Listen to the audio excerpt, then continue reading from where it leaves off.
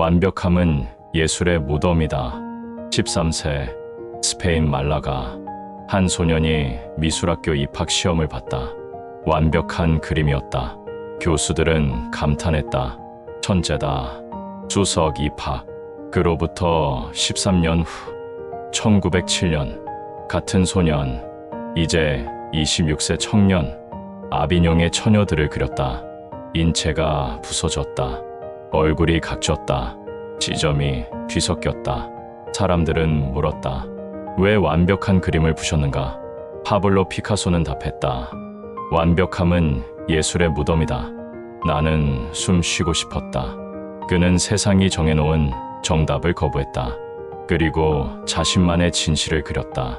파괴는 또 다른 창조였다. 1973년 4월 8일, 피카소는 91세로 세상을 떠났다. 남긴 작품은 약 8만 점 회화, 조각, 도자기, 판화. 그가 남긴 것은 작품만이 아니다. 하나의 질문이다. 당신은 무엇을 부술 용기가 있는가? 지금부터 피카소가 발견한 것을 파헤쳐보자. 파괴가 창조인 이유, 실패가 발견인 이유, 그리고 틀을 부술 때 비로소 자유로워지는 이유를. 사물을 있는 그대로가 아니라 내가 느끼는 대로 그린다. 피카소의 첫 번째 통찰이다. 나는 사물을 보이는 대로 그리지 않는다. 내가 아는 대로, 느끼는 대로 그린다. 1907년 아비뇽의 처녀들, 5명의 여인. 얼굴은 각지고 몸은 분해되었고 시점은 뒤섞였다. 앞에서 본 얼굴과 옆에서 본 얼굴이 한 그림에 있었다. 사람들은 충격받았다. 이건 그림이 아니라 폭력이다. 친구 마티스조차 비난했다. 예술을 조롱하고 있다. 피카소는 동요하지 않았다. 나는 왜곡한 것이 아니라 진실을 그린 것이다. 우리는 사물을 여러 각도로 본다. 왜 그림은 한 각도만 보여줘야 하는가? 이것이 큐비즘이었다. 사물을 분해하고 여러 시점을 한 화면에 담았다. 전통적 원근법을 부쉈다. 오늘날 사람들은 정답을 따른다. 회사는 이렇게 해야 한다. 결혼은 이렇게 해야 한다. 성공은 이렇게 해야 한다. 그것이 진짜 당신의 진실인가? 아니면 남이 정해놓은 틀인가? 규칙을 전문가처럼 익혀라. 그래야 예술가처럼 부술 수 있다. 피카소의 역설이다. 모든 것을 배워라. 그리고 모든 것을 잊어라.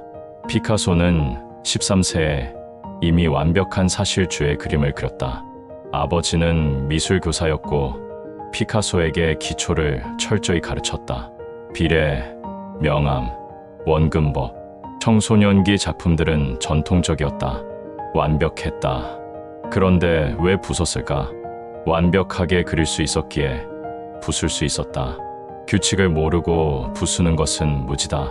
규칙을 알고 부수는 것은 혁명이다. 지금 우리를 보라. 많은 사람들이 나는 창의적이야 라고 말하며 기초를 건너뛴다. 하지만 기초 없는 창의성은 공허하다. 먼저 전문가가 되어라. 그 다음에 예술가가 되어라. 순서가 중요하다. 당신의 분야에서 기본을 마스터하라. 그래야 혁신할 수 있다. 피카소는 틀을 부쉈다. 그런데 왜 계속 그릴 수 있었을까? 실패를 두려워하지 않았기 때문이다. 나는 찾지 않는다. 발견할 뿐이다. 피카소의 작업 방식이다. 나는 그림을 완성하지 않는다. 포기할 뿐이다. 피카소의 화실, 늘 어질러져 있었다. 캔버스가 쌓였다. 미완성 작품, 중간에 멈춘 시도들, 실패작들. 하루에 10점 이상을 그렸다. 92년 인생에서 약 8만 점. 계산하면 하루 2.4점.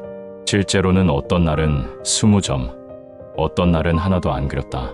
대부분은 실패였다. 하지만 피카소는 개의치 않았다. 나는 실패하지 않는다. 발견할 뿐이다. 이 방법이 안 되면 다른 방법을 찾는다.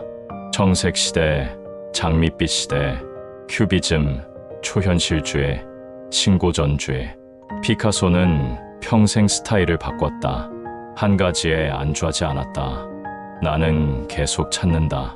발견하면 또 찾는다. 현대 사회를 보자. 사람들은 실패를 두려워한다. 한 번 잘못하면 커리어가 끝날 것 같다. SNS에 완벽한 모습만 올린다. 시도조차 하지 않는다. 당신은 몇 번 실패했는가? 그것에서 무엇을 발견했는가? 모든 아이는 예술가다. 문제는 어른이 되어도 남을 수 있느냐이다. 피카소의 가장 유명한 말 중 하나다. 창의성은 배우는 것이 아니라 잊어버린 것을 되찾는 것이다. 아이들은 두려움 없이 그린다. 파란 태양을 그린다. 다리가 3개인 사람을 그린다. 틀렸어 라고 생각하지 않는다. 그런데 어른이 되면서 배운다. 하늘은 파란색이야. 사람은 다리가 2개야. 이렇게 그려야 맞아. 창의성이 사라진다. 정답을 배우면서 그는 말했다. 나는 평생 어린아이처럼 그리는 법을 배웠다. 회사는 창의적 인재를 원한다고 말한다. 하지만 실제로는 규칙을 따르는 사람을 원한다. 학교는 창의력을 강조하지만 정답을 맞추는 시험을 본다. 당신은 언제 창의성을 잃어버렸는가? 되찾을 용기가 있는가? 피카소는 실패를 두려워하지 않았다. 그런데 그가 그린 것은 단순히 형태가 아니었다. 본질이었다. 예술은 장식이 아니라 전쟁에 맞서는 무기다. 피카소의 정치적 선언이다. 예술은 아름다움이 아니다. 진실이다. 1937년 스페인 내전. 나치 독일의 폭격기가 작은 마을 게르니카를 폭격했다. 민간인 학살. 피카소는 분노했다. 캔버스를 펼쳤다. 가로 7.8m, 세로 3.5m. 거대한 그림 게르니카. 비명 지르는 말. 찢긴 몸, 울부짖는 여인, 부서진 검. 흑백, 혼돈. 아름답지 않았다. 의도적으로.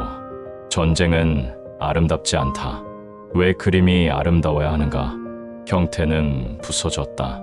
하지만 본질은 명확했다. 전쟁의 참혹함, 인간의 고통. 예술은 벽을 장식하기 위한 것이 아니다. 적에 맞서는 공격과 방어의 무기다. 당신의 일상을 보라. 사람들은 형식을 중시한다. 보고서는 깔끔해야 한다. 프레젠테이션은 예뻐야 한다. 하지만 내용은 형태에 집착하는가? 아니면 본질을 전달하는가? 좋은 예술가는 모방한다. 위대한 예술가는 훔친다. 피카소의 창작론이다. 나는 모든 것에서 영감을 받는다. 그리고 내 것으로 만든다. 피카소는 아프리카 조각을 봤다. 원시적 힘, 아비뇽의 처녀들에 적용했다. 피카소는 고전 회화를 연구했다. 벨라스케스의 시녀들을 58번 다시 그렸다. 자기 방식으로. 나는 훔친다. 하지만 내 것으로 소화한다. 그러면 완전히 다른 것이 된다. 사람들은 나는 독창적이어야 해라며 모든 것을 거부한다. 하지만 완전히 새로운 것은 없다. 모든 것은 이전 것의 재해석이다.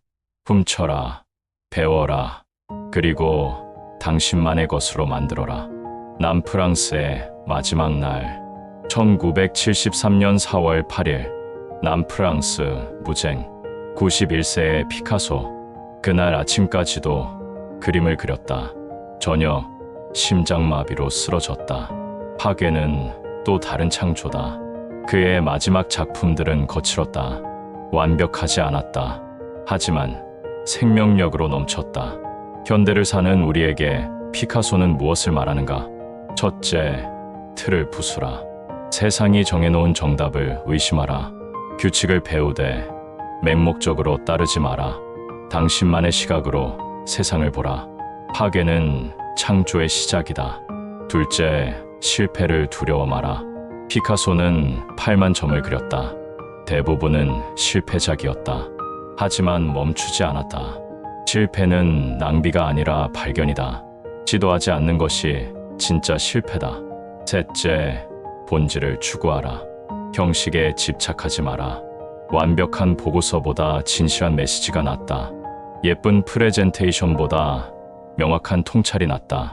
형태를 부수고 본질을 드러내라. 오늘 당신은 어떤 틀 안에 갇혀 있는가?